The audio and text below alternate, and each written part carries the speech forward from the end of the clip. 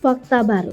Sejak dari Magelang, istri Irjen Ferdy Sambo sudah menangis sebelum Brigadir J dibunuh. Putri Chandrawati, istri Irjen Ferdy Sambo, sudah menangis sebelum Brigadir Yosua atau Brigadir J dibunuh di rumah dinas Kadif Propam Mabes Polri. Fakta baru soal Putri Chandrawati menangis sebelum Brigadir J dibunuh itu diungkapkan Hotman Paris Hutapea dalam unggahan video di akun Instagram pribadinya. Dalam akun Instagram miliknya, Hotman Paris Hutapea mengatakan bahwa sejumlah fakta akan diungkap di satu acara stasiun swasta televisi, namun tidak dijelaskan lebih lanjut kenapa Putri Chandrawati menangis. Apakah karena Putri Chandrawati sudah tahu Brigadir J akan diduga dibunuh oleh suaminya dan ajudannya, belum terjawab. Hotman Paris Hutapea cuma mengatakan bahwa semua fakta baru akan terungkap dalam acara yang ia pandu.